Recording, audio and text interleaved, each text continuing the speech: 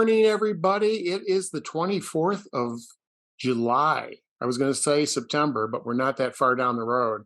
Uh, we are Zooming, as you can tell. The AC still is not working at the club. No sense in us getting too hot. So anyway, to start, we are going to have a video from Todd, and this is a pain in the butt project that he has been working on for about 2 or 3 weeks now. And I've been helping him with some of it at the end here. So Todd, why don't you tell us about your video? Well, in our last meeting, Kevin showed his little video from going to Bisty, and I had been there before a couple of years ago, but never put anything together. So that kind of inspired me. So I'm like, oh, well, this won't take long. I'll just put something together real quick and shoot it off to Kevin. Well, as you know, video editing, nothing goes quickly. And there were some issues. Now, I have updated, I'm on DaVinci. I'd updated to 18, and I don't know if this has anything to do with it, but I was having some issues with my images not filling out the screen for some reason. Evan and I talked about it. When I originally shot these, I really wasn't doing too much video, so they weren't shot in the video format. They were shot in more of a 3:4 format or 4:3. So I think when I brought them onto my screen, I would fill up the screen, but then when I would go to do something to it, either the Ken Burns or something else, it went back to the original file and made the image smaller and everything. So I had several issues with that. And then I was attempting, as you will see on a couple of the images, to kind of go from a black and white to a color.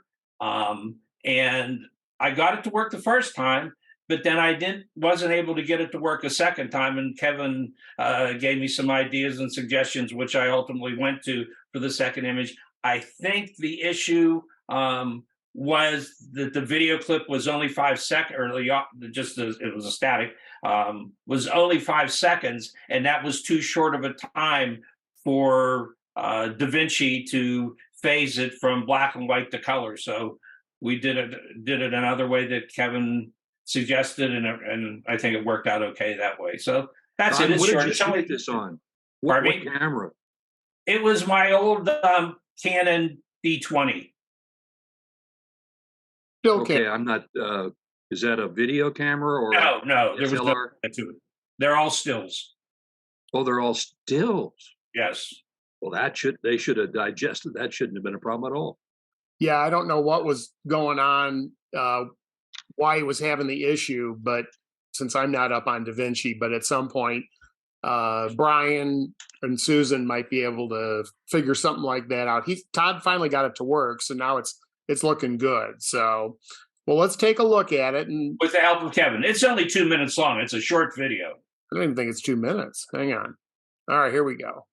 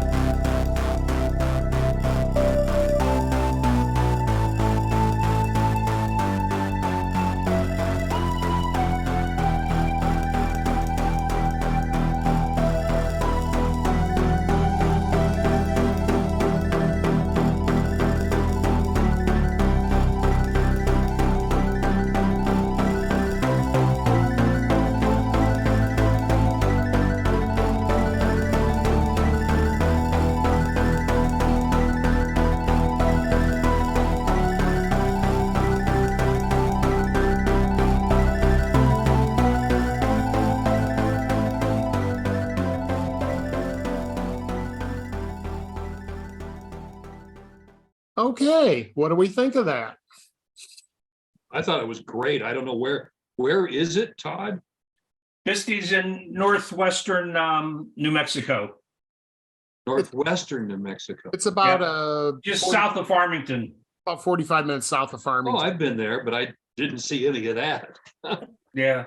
There's Wow. another place that I've been trying to get to there also. And their big feature is called the Alien Throne.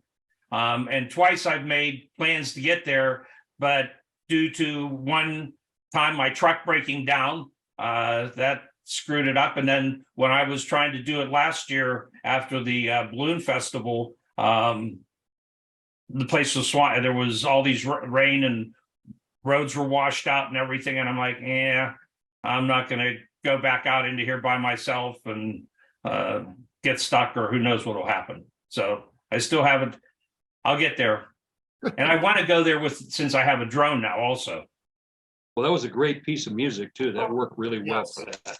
Yeah, the interesting part about the music, and this is the first time I ever had something like this, it starts out very low, and through the entire song, it just keeps building, which is part of it. I mean, it helps it and everything, but had I gone on much longer, I mean, it was really playing loud.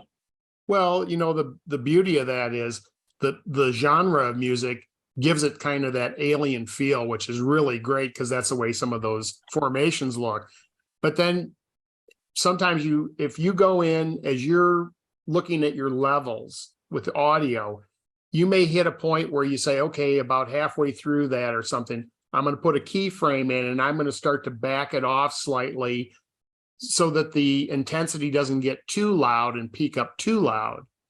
And that's really, I have to do that a lot with some of my music that I pick, especially where it starts low and starts to build. You just kind of have to back it off a little bit.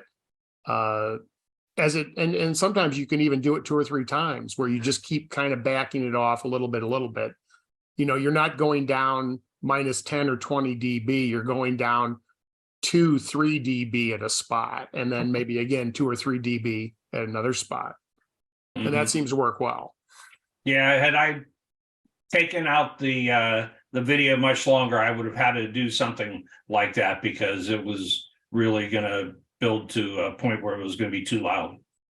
But if it's building, you could also put the clips, the pictures in with their smoother, more subtle, and then build to the more dramatic pictures. Yep. I think maybe you did.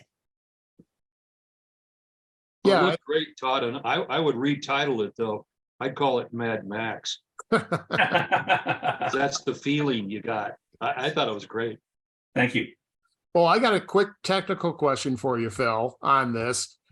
On DaVinci, their waveform monitor on the Apple Final Cut that I use, you've got the sweet spot obviously is 0 to 100. You don't want to go above 100. On DaVinci, it's got numbers like the top end is like 1,020 or something. It's 1,023, 0 to 120, 1,023. So we finally figured out that 1,023 is 100%. Do you have any idea why they would have that kind of numbering? Yeah, because they're actually looking at IRE units, and I think that's what that is. So it's just their level of measuring. Yeah. It's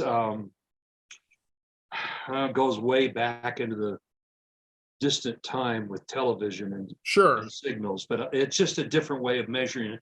But it really is that you're right. It's at 100%. It just seems 100% and 0 is easier to understand. Yes. Well, it was funny because when Todd first had done this and he had a really heavy mask around it, and it really knocked down the exposures a bunch. And so we were trying to saying, okay, well, instead of going into Photoshop, let's look at that in DaVinci and change it in DaVinci. And so when that first popped up and I'm like, God, I've never seen this before.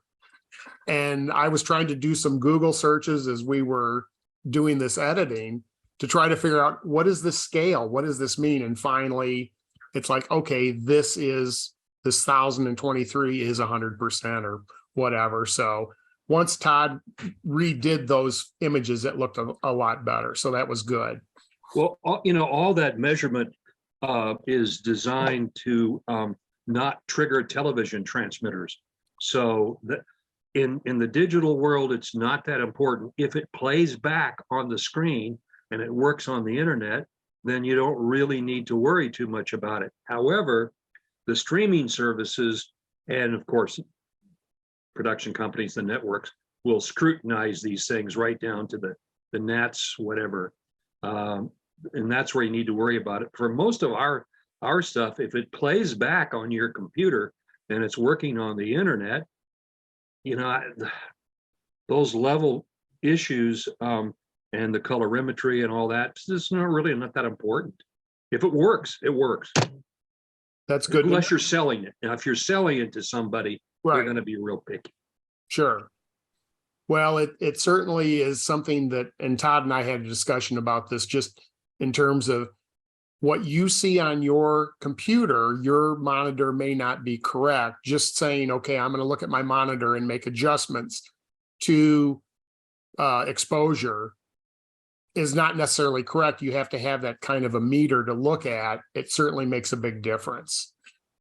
Yeah, it's all this stuff, all this measurement stuff has just kind of gone out the window with the internet. Of course, you're going to, far exceed some of these parameters. It's just not going to work. I understand that, but it isn't critical like it once was. Is my opinion. Okay. Unless you're selling it. If you're selling it, that's a different story. Sure. Well, it's good. It's definitely good to know. And I think we always want to try to present our work in the best light possible, so to speak. And it's easy for people to critique stuff and say that they don't, oh, geez, God, these images are really dark or whatever. When Todd first sent it to me, and I'm like, wow, we need to look at this because the images are really dark. And now they have more punch. They look a lot better, a lot easier to see what's going on. So, well, on my little laptop here, I didn't have it on the big screen. I thought it looked great. The only issue technically is if you get into a position where the levels are such that it's punching into the sync signals, and then you do have a problem. But generally, almost all this modern equipment takes care of that. And that's also why the streaming services and Netflix and the networks or whatever, they have a preferred camera list, as you know. I think we talked about that. yes. And a lot of that stuff is taken care of in the camera with the LUTs, et cetera. So, anyway, again, Todd, I thought you did a great job. That was a really nice piece. At first, I thought you'd said this was in Arizona, and I thought, where is this? This is cool.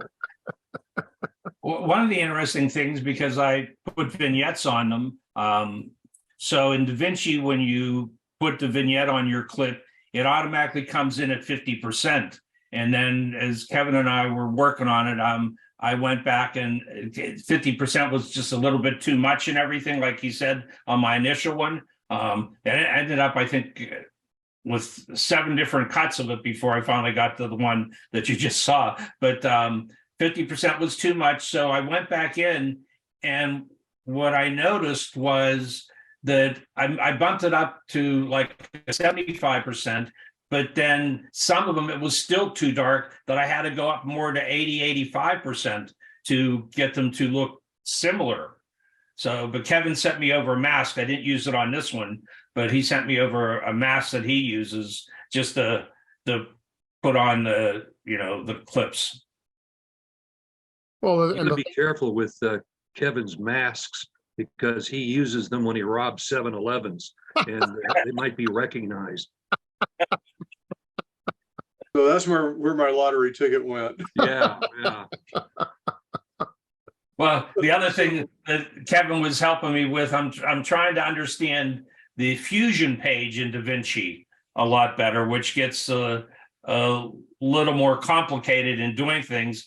And we were putzing around with it for about an hour or so. And I think Kevin, he kind of just pushed back and he looked at me, he said, Do you really want to learn this Da Vinci? Don't you? Isn't there something else that just might be a lot simpler than doing all this?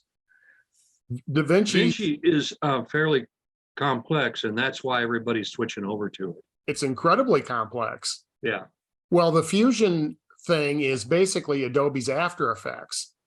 And so we were watching a tutorial on it, about a 20-minute tutorial, and we'd kind of follow along with the guy, and we would practice doing the same things he was doing. And we literally got about, minute 15 or so. And I'm like, do you really want to learn this? This is a pain in the butt.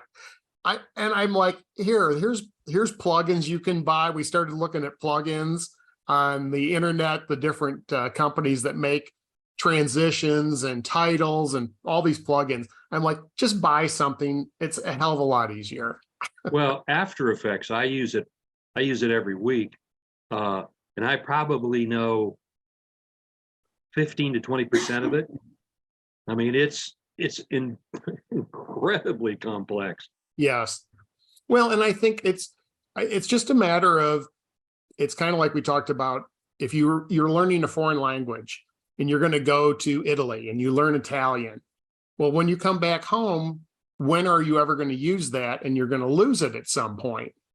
And so with some of these same things, like at least for you, using After Effects, if you're using it every week or two, you don't forget how to use it.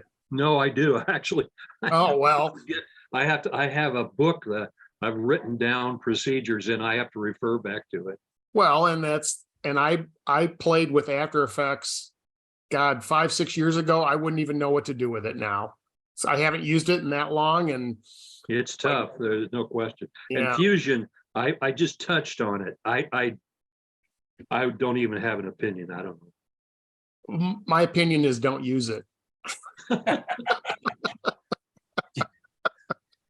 All Todd, were you doing Something all, you can drag and drop. Yes. so Todd, were you doing all your color correction then in Da Vinci, or were you Yes. using some other application and feeding No, in? Da Vinci. Yeah, but you initially did everything in Photoshop Yes. and then brought everything in, and then you were doing some exposure correction, but you didn't mess with the color, I don't think, did you? Originally, I did. Yes. Oh, okay. Yeah, that's where when you saw the first one where there were some, I was probably getting maybe a little too artsy or something and trying to get that eerie effect to it. And there were a couple of clips that I used some different colored mask on it that ended up changing in the end because it just didn't kind of work with it and everything. And I understand I haven't checked this out and I'm a little bit hesitant to try it, but Da Vinci finally released 18.5 and the main improvements or changes to it are on the color page. I don't know what they are, but that's what they claim. Yeah. Well, as you keep going with Da Vinci and you start to get more comfortable, then that's maybe where you say, okay, let's go ahead and go to 18.5 and see what additions they have to the program, and is it something that you can utilize and go from there. Yeah.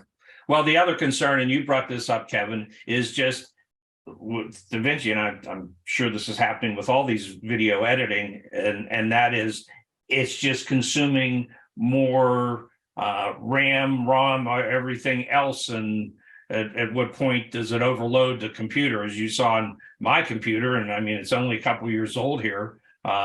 And at the time was considered one of the better laptops for video editing. And it gets to a point where, especially in some of these things in Da Vinci, where it just slows it down and it stops responding and it has to catch up. Do you get that, Phil, at all?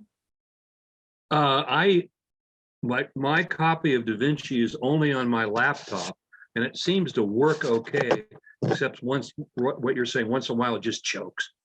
Yep. And you gotta get out of the program entirely. I haven't put it on my big machine, so I don't know. But you're right. I talked to a guy from Adobe, maybe a year ago, one of the big wigs, and he'd admitted that Da Vinci was kicking their butt.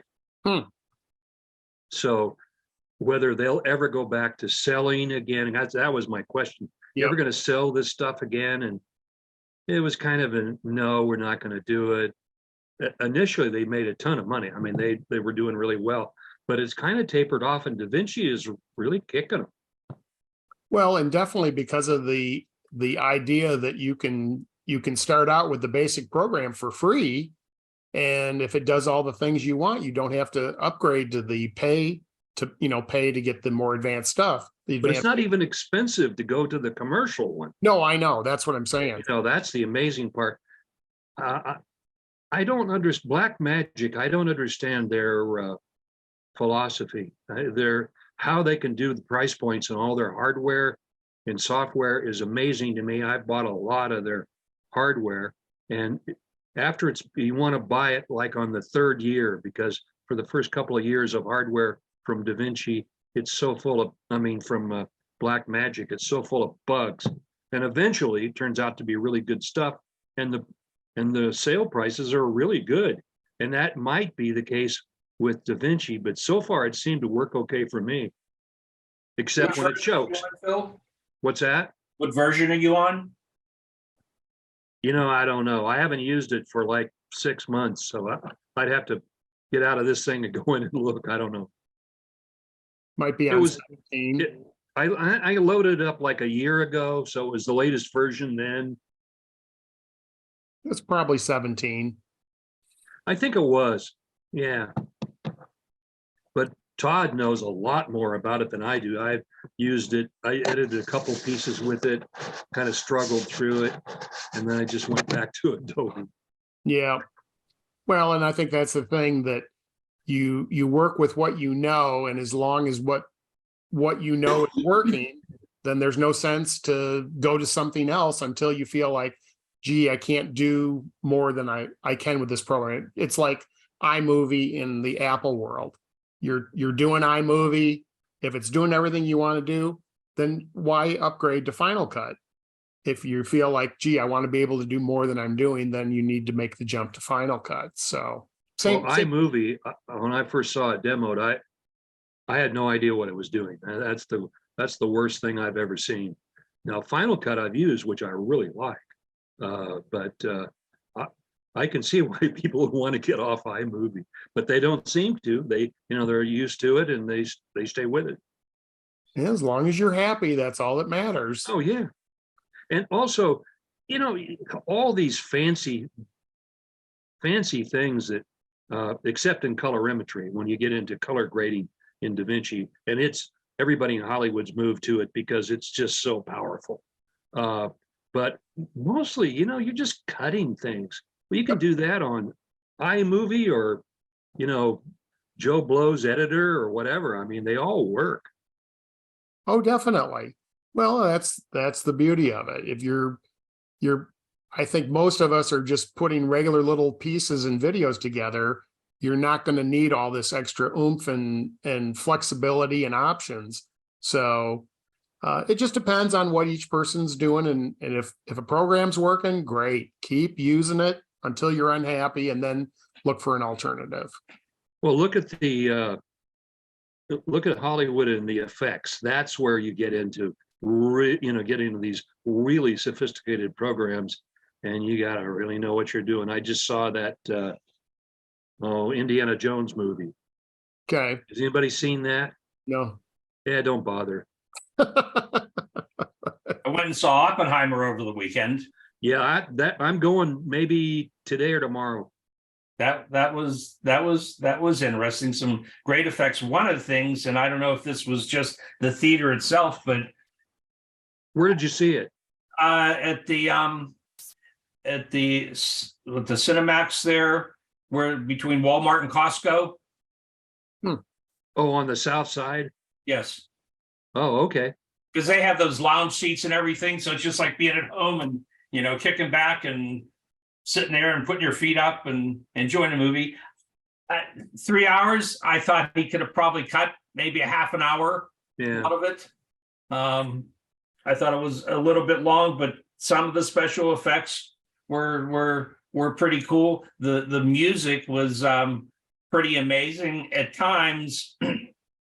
it was so friggin' loud that the theater was actually rumbling. I was wondering if they did something to the seats or the whole stadium, to make the whole thing just vibrate. Well, the producers are now, in this case, Nolan is actually telling the theater what levels to operate the sound system because he thinks that's leaving this incredible impression on the audience. Personally, I'm older than dirt, but I'm not deaf. Yes. That really bothers me, Todd. Boy.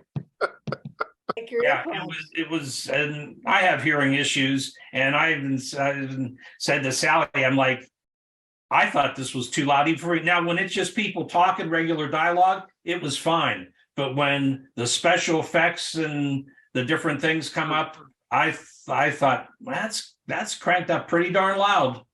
I'm going to want to go see it in that mini IMAX that they have up at Foothills Mall. Uh-huh. You guys familiar with the little IMAX? Well, there are two types of, well, there are more than two, but basically two types of IMAX theaters in the United States. One of them is the full screen, which can be 80 or 90 feet across. And then there's a small IMAX, which is digital, which they have in Tucson. They don't have the big one. So I'm going to be curious to see how that looks. But that Hollywood now says that Christopher Nolan has revived film. Kodak made film specifically for this movie. It's 65 millimeter black and white film, which they hadn't ever produced, ever. And they made this film just for him. Wow. And so everybody's saying, oh, this is going to revive film or whatever. I doubt it. Yeah. Because digital's so cheap. Yeah. Well, and he shot the whole thing in IMAX. Yeah, this is one of the first films, other than the documentaries, that was shot entirely on IMAX cameras, which poses a problem because they're noisy and shooting dialogue is almost impossible. I mean, they sound like a coffee grinder, and even with blimped, or which is the term for covering the camera up to cut down the sound, it doesn't even work. So all the dialogue is all dubbed. So I understand there's only one true IMAX theater in Arizona, and it's up in Tempe. That's correct. Yep, that's the big boys. And IMAX a few years ago found out that just showing documentaries wasn't making any money, so they went to theatrical releases, and they do special prints. They make them film, and they shoot it even digitally, and then they blow it up to 70 millimeter for projection. And I don't know, kind of mixed results. Well, it's definitely interesting in terms of what they're doing or what they're trying to do. So it'll be interesting to see what your take on the movie is, Phil, after seeing it versus Todd's, just in terms of that mini IMAX setup. Yeah. I don't think they call it a mini, but that's what I call it. Oh, okay. It's not the real thing. Okay. Now, the sound system is, though. IMAX sound systems are always separate. They come in to the theater, not only either on film or digital, and the soundtrack comes in on a CD. So the 6 tracks or 7 tracks are on a separate system. Well, I'd say that's pretty darn cool. I didn't realize they were doing that. Oh yeah, that's always been that way.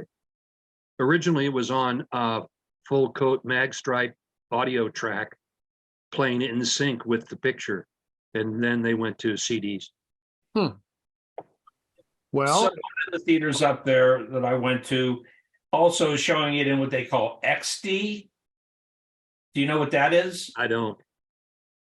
It's supposed to be a higher definition, but well, the theaters have gone to nobody shows anything in 2K.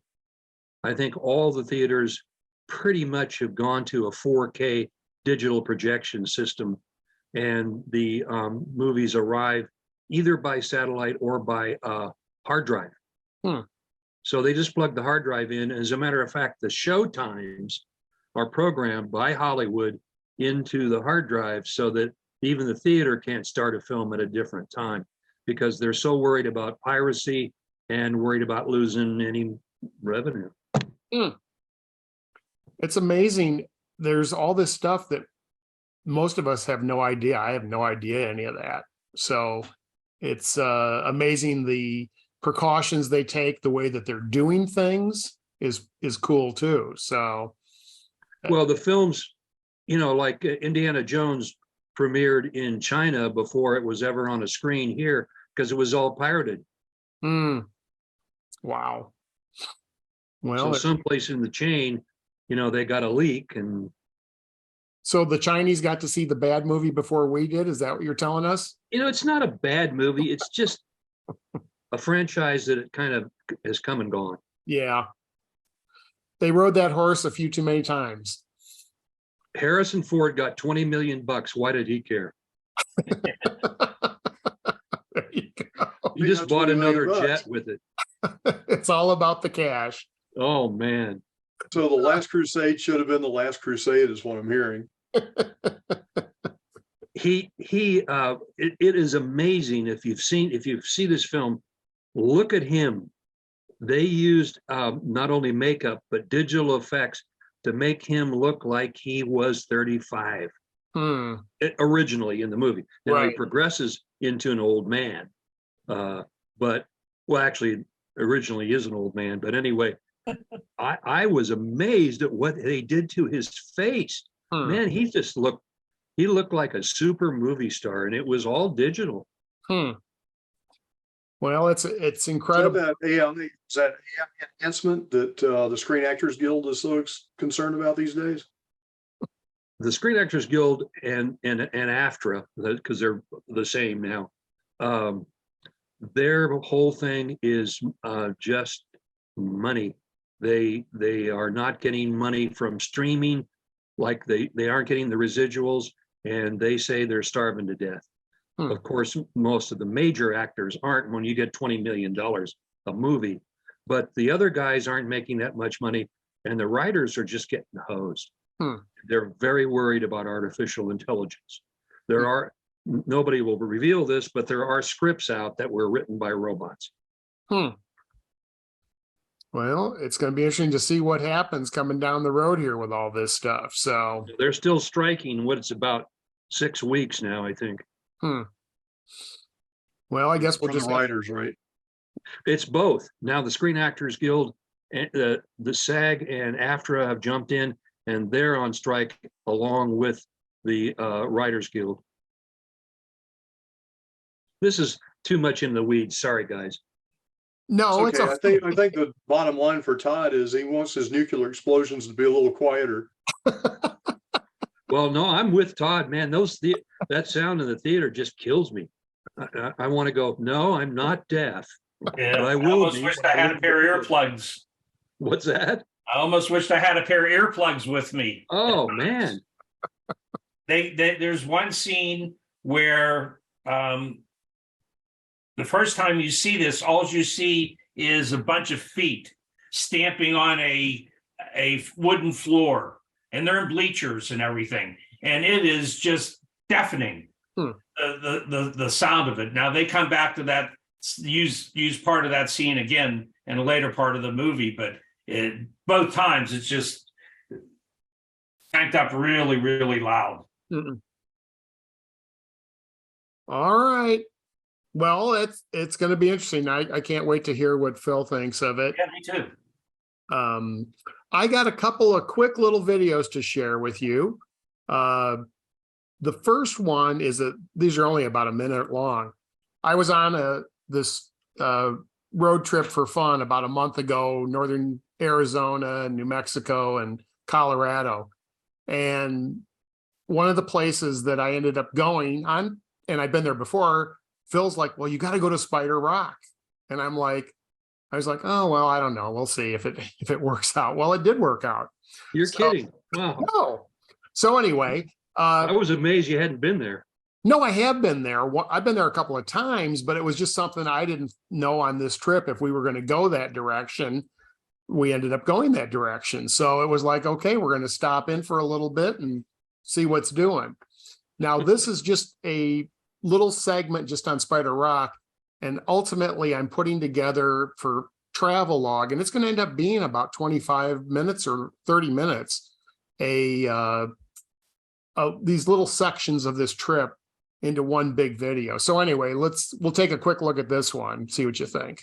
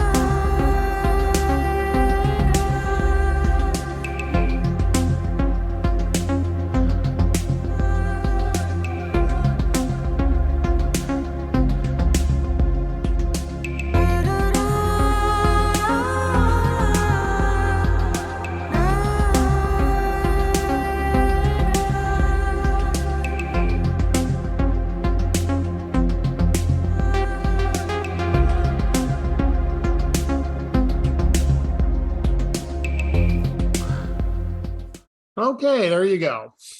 I like the music. Thanks. Liked it all. I thought it was beautiful. The time lapse was nice.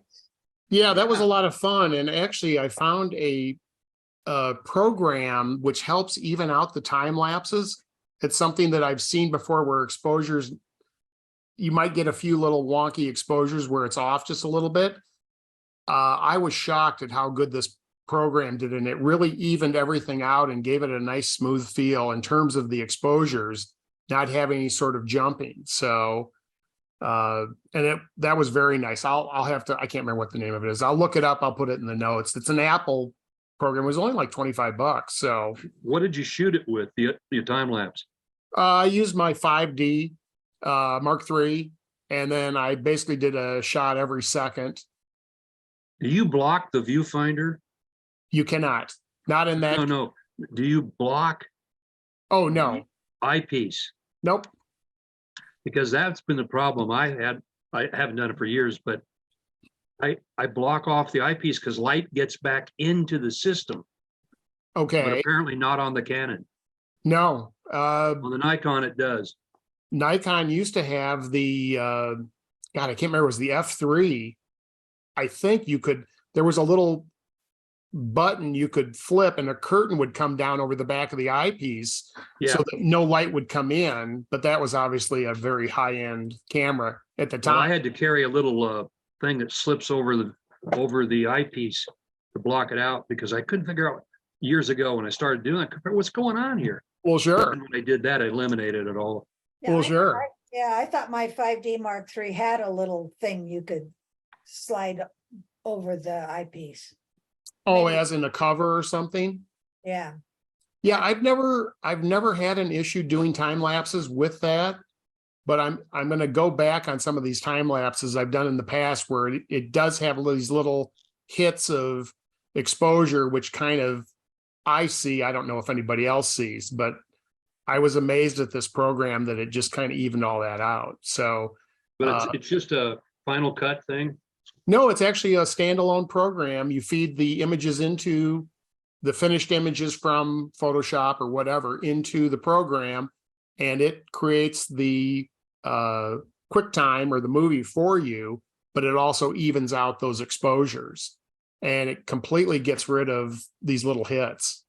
how long did you leave the time exposure on for? You know, it was not very long. I want to say it was probably 15 minutes maybe. So there was the thing that was nice, those clouds were moving and they were coming through the valley, and the one thing that was interesting was the clouds were covering up Spider Rock for a while. And I'm like, okay, I can't leave till the sun comes back on Spider Rock. And probably I was ready to stop the time lapse after 15 minutes, and it took another, or after 10 minutes, it probably took another 5 minutes. And then the sun came on. I'm like, okay, well, we still can't leave because I got to have a little bit more than that just to let this thing go.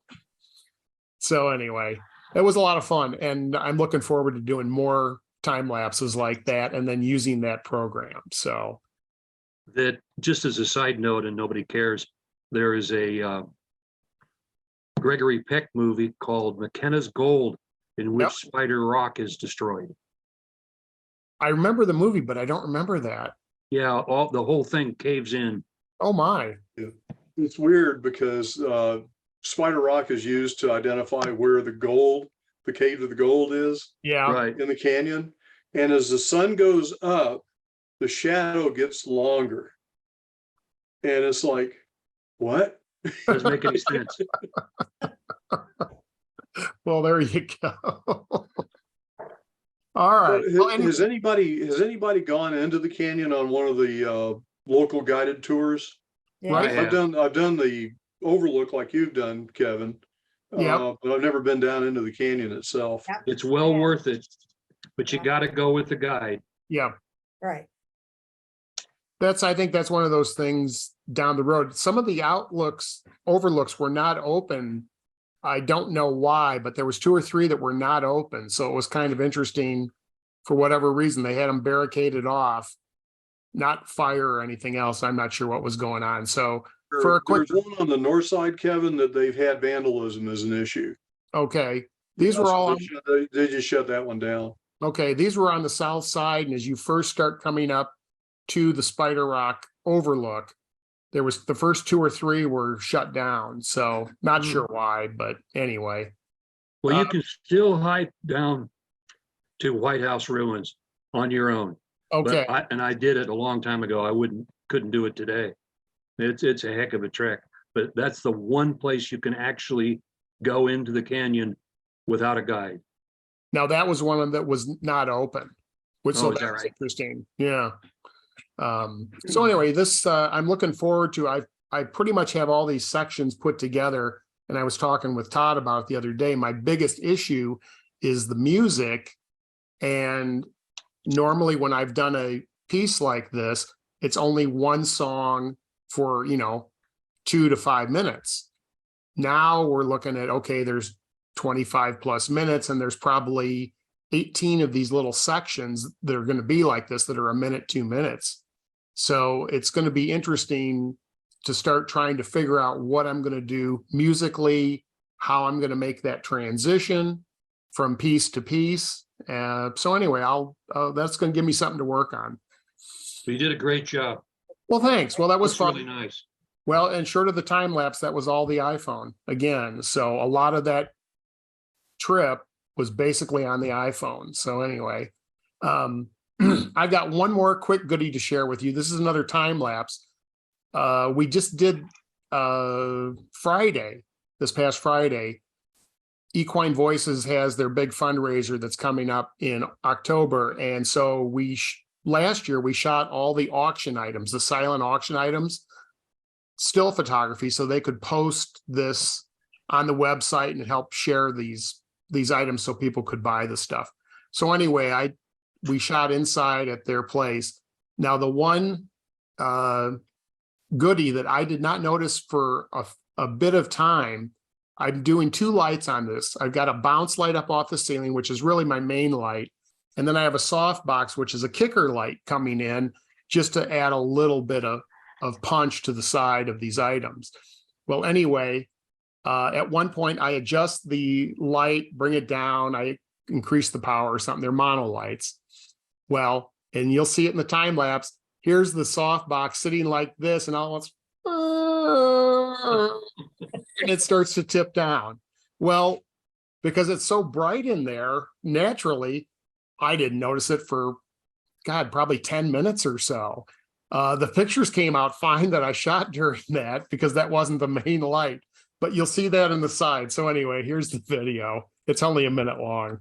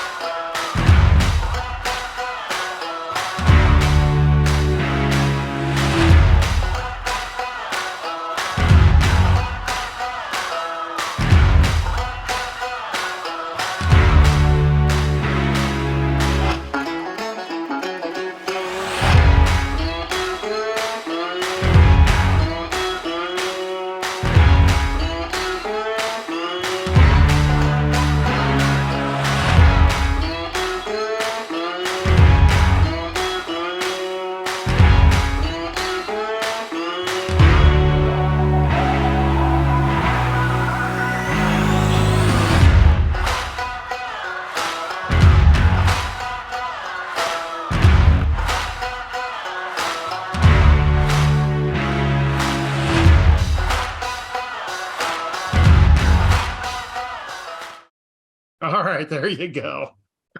Did you see the softbox? Oh, Yeah. Oh, yeah. But I didn't see that anything was eliminated. Because that was because of the time lapse, or didn't look like any of the lights were on. Well, they're strobes. They're not continuous. Oh, okay. I thought they were continuous lights. No, I got you. I would have definitely have noticed that. And I just never caught any of them. Yeah, I think there was only a couple of times where it maybe caught it just a little bit, and that was it. So anyway, but that was a lot of fun to do because we were at probably, I don't know, 4 hours to shoot all that stuff. So it just made it a kind of a fun little goodie. But yeah, it was funny because at some point I'd looked over and I saw that softbox was down, and I'm like, oh, you dummy, how did you? But that wasn't where the main light was coming. So anyway. The main light was just a bounce. It was the bounce off the ceiling. Yeah. No. Anyway. That was hilarious. Yeah. Well. Well, it reminds me of when we were doing that interview shoot in the Ansel Adams route, and Todd, were you the one that put the GoPro on time lapse up in the corner? Yeah. And there was a lot of activity that day. I still have that and chuckle when I watch it. It's a fun way to show kind of what's going on and really condense it in terms of, how do you compress 4 hours into something that even 10 minutes would be painful. So a minute is more than enough of that. And probably you could have done a half a minute. And if I was smart, I would have cut out the part where the thing fell, and then I would look like a genius the whole time. No, that's part of the charm. I thought it was neat. Well, it happened. So anyway. All right. Does anybody have anything else that they wanted to chat about before we leave? Well, this isn't about photography, but just a question. I'm going to be up in Sholo on Thursday and Friday. I'm not really familiar with the area. Is there anything up there that is of particular interest that anybody knows of? Just driven through there. Have you looked at, if it was me, I would look at TripAdvisor, because they'll always have a thing, things to do tab you can click on. So I would type in Sholo and then do things to do, and then see what people have talked about in terms of places to go or whatever. They got a good steakhouse on the main street. They do? What's the name of it? I don't remember. All right. I've eaten there many times, and I don't remember the name of it. There are a lot of things to do in Sholo. You can go out to Fool Hollow Lake.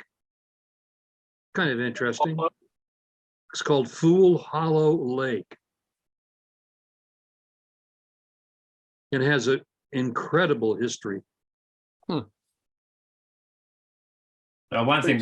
Todd, have you taken the drive between Globe and Cholo before, going up the Salt River Canyon? I've done that several times. Yeah, I've always just driven through Sholo, but they've assigned Sally to work in the clinic up there for Thursday and Friday, and putting us up in the hotel and giving per diem for food and everything. And so I'm like, I haven't really explored that area, so I'll go up, take my camera, take my drone, and she's working both days, and I'll just be out on my own putzing around. That'll be fun. Yeah. When you come back, go up and come back through the reservation rather than coming through the main highway. It's kind of interesting. Some pretty neat photo opportunities up there. You go up to the end. What is the name of that other town? Anywhere there's a casino there, you make a right, and then you go down, come back to down our way. Down through White River. What's that? Down through White River. Yeah. One did that drive. No, I can't think of the name of it.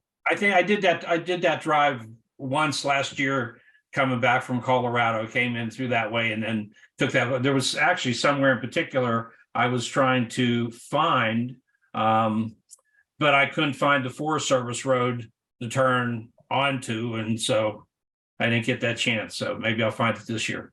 And everything. The other thing you might want to be checking as the week goes on, I know there's some forest fires that are east of of up in Scottsdale and Phoenix, 60 miles. And I think they were possibly talking about Globe as being an area. So you may want to kind of monitor that just to save yourself some time. You might have to go a different way. I don't know. We'll just have to see how the week goes. But Sally's up in Globe today, so I'll see if she had any issues getting up there today. okay. All right. Well, next week, we will hopefully have Todd hosting on the 14th at the club. That's And not next week. That's in 2 weeks. I'm sorry, 2 weeks. Thank you. I'm Actually, the 14th is in 3 weeks. is it? Yep. Yeah. Well, because the then, First is a Monday. So well, is next week off? well, next week would be the off week and the following week would be the off week. I will send out a note on Sunday, as I always do. If the air conditioning is fixed, we will meet at the club next Monday for the off week. So the week of the You 4th, gone? what's that? Are you gone? No, I'll be here at least next week. So we'll see what happens. Oh, okay. I always let people know, and believe me, I don't have, you guys can still meet if I'm not there. It doesn't, on the off week, I don't have to be the ringleader. So If you are. I am the ringleader. You are the ringleader. I'm herding cats when we're doing these things. Come on. Well, anyway, Yeah. well, Maybe someday one of those cats will turn into a butterfly. jeez. All right. So the 14th, whenever, 3 weeks from now, hopefully Todd will be hosting at the club. If not, we will have Grace Zooming and we will take it from there, but I will let everybody know and keep everybody up to speed. So I hope everyone has a great week and we'll look forward to seeing you hopefully at the off week next week. All Bye-bye, right. everybody. Bye-bye.